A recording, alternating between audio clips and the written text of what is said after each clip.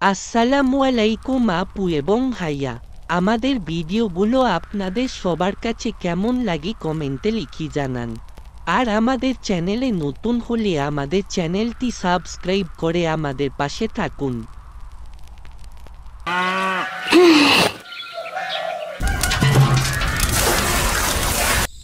নোমান, কি হয়েছে? মা ও মা, প্রধান শিক্ষক টিউশন ফি দেওয়ার জন্য অনুরোধ করেছে। ক্লাসে আমি একমাত্র যে এখনো বেতন দেইনি। তুমি আবার শিক্ষকের সাথে কথা বলো। আমাদের ছানা বিক্রি করে আমি তোমার বেতন দিয়ে দেব। চিন্তা করো না, দেখি আমি কতগুলো ডিম বাঁচিয়েছি।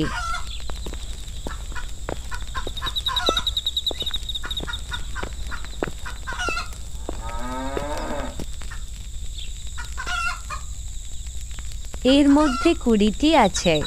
এগুলো যথেষ্ট নয়। আমাদের মুরগিগুলো এখন কম ডিম পারে। এখন কি করব? জরুরি অবস্থা মোকাবেলা করার জন্য আমাদের পুরনো মুরগিগুলো কি বিক্রি করে দেব? না, ওগুলো আমাদের সারা বছরের সম্বল। আমি বাইরে গিয়ে দেখি কারো কাছে পাই নাকি।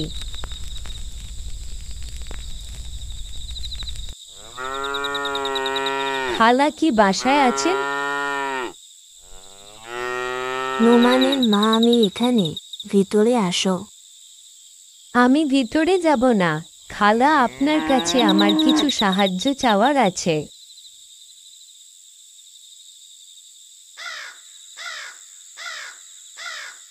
কি হয়েছে বলো? নোমানকে টিউশন ফি দিতে হবে। শিক্ষক আমাকে জরুরিভাবে অনুরোধ করেছিল। নোমানের বাবার কাছে এখন টাকা নেই। খালার কাছে থাকলে এখন দেন, কয়দিন পর ডিম বিক্রি করে দিয়ে দিব। হ্যাঁ হ্যাঁ, দাদা আছে। আমি আজ ভুট্টা বিক্রি করেছি। ধার দিলে খুব উপকৃত হতাম। এই নাও। ধন্যবাদ খালা, আমি ডিম বিক্রি করেই টাকাটা দিয়ে যাব। আচ্ছা আচ্ছা।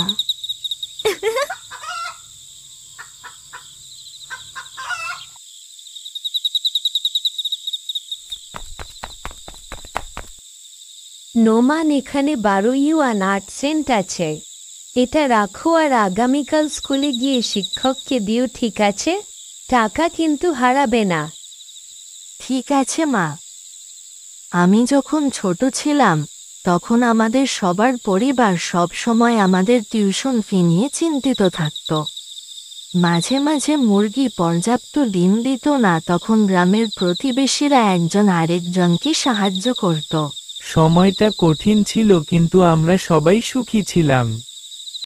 ভারী তুষারময় একটি শীতের রাত।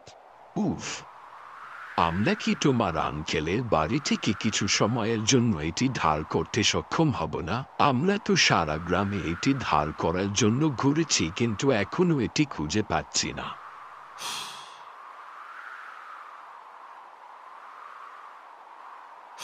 জানি না এই বছর কিভাবে তোমার টিউশন ফি দিব। জায়ান। ওহো আবু বকর ভাই, এতদিন পর। ভিতরে আসো। হু। আবু বকর ভাই, কি ব্যাপার তোমার? সব কিছু ঠিকঠাক আছে তো? আলহামদুলিল্লাহ, ভালোই তো আছে ভাই। কি হয়েছে ভাই, কোনো সমস্যা মনে হচ্ছে? হ্যাঁ, নির্দ্বিধায় বলো। সমস্যা নেই, আমরা তো আছি। আমি মেয়ের টিউশন ফি দিতে হবে। খুব বেশি সময় নেই।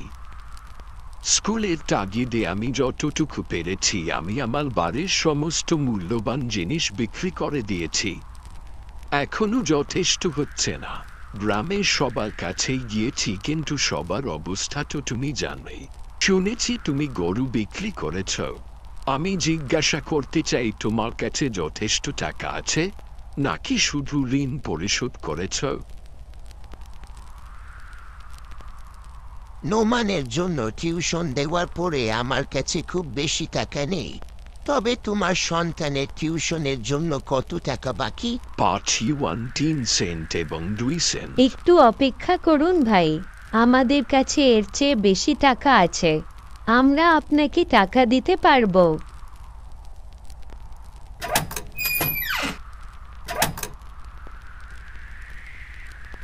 ভাই এই টাকাটা নিন, আগে সন্তানের টিউশন পরিশোধ করুন, চিন্তা করবেন না।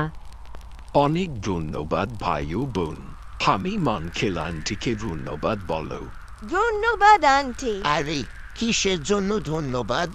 আমরা সবাই একই গ্রামের, সবাই অসুবিধার সম্মুখীন হয়। তাছাড়া বাচ্চাদের স্কুলে যাওয়াটা অনেক বড় একটা ব্যাপার, পাশে তো থাকতেই হবে। হা হা হা হা।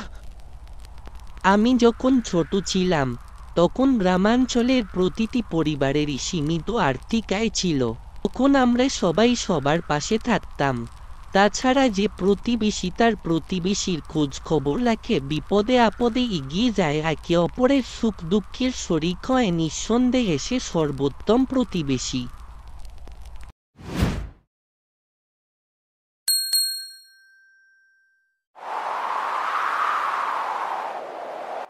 বাবা আমাকে স্কুল থেকে টিউশন ফি দেওয়ার জন্য বলেছে, 9 ইউয়ান এবং 80 সেন্ট। দেখি ঘরে ডিম আছে কয়টি, এগুলো বিক্রি করে তোমার টিউশন ফি দেওয়া যায় কিনা।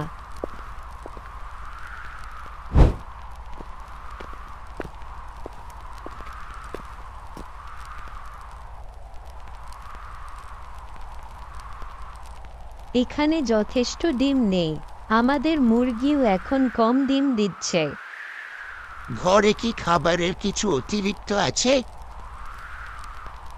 কিছুই নেই, বরং আমি মিসেস ওয়াং এর বাড়ি থেকে কয়েক কিলোগ্রাম শস্য ধার নিয়েছিলাম এবং এখনো ফেরত দিইনি। এখন নোমানের টিউশন ফি দিতে হলে ধার করা ছাড়া আর কোনো উপায় নেই। এই ভারী তুষারে কোথায় যাচ্ছ? দেখি কোনো উপায় খুঁজে পাই কিনা।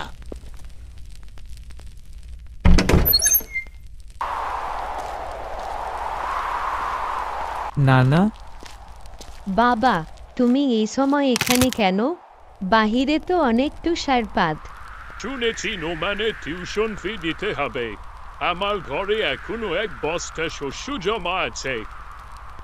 এগুলো বিক্রি করে নোমানের টিউশন ফি দেওয়া যাবে। সন্তানের স্কুলে টিউশন ফি দিতে দেরি করো না।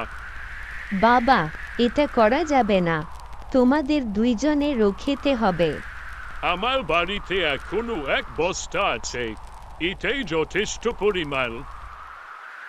সেদিন নানা কোথায় খবর পেয়েছিল জানি না, সেদিন সারা রাত বাবা আর আসেনি। আজ পর্যন্ত আমি এখনো ভুলতে পারিনি যে ছোটবেলায় জীবন কতটা কঠিন ছিল।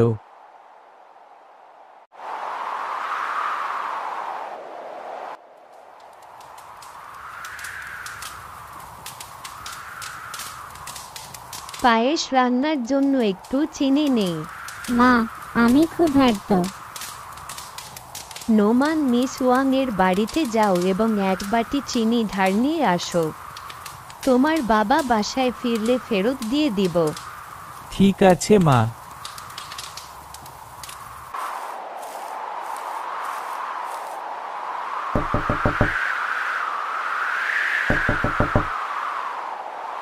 খালা, আপনি বাসায় আছেন?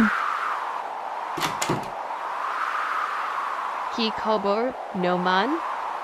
খালা, মা বলেছে 1 বাটি চিনি ধার দিতে, বাবা ফিরলে ফেরত দিয়ে দিব। ঠিক আছে, শুধু একটু অপেক্ষা করো, বাটিটা দাও, আমি এখনই নিয়ে আসছি। ঠিক আছে খালা। এই নাও নোমান, সাবধানে ধরো, ফেলে দিও না যেন। ধন্যবাদ খালা। সাবধানে যাও বাবা।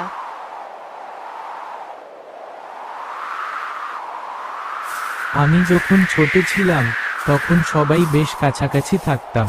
প্রতিবেশীরা একে অপরের কাছ থেকে সব সময় খাবার, একটি বাটি তেল, ভিনেগার এসব কিছু ধার করতে পারত আত্মীয়দের মতো।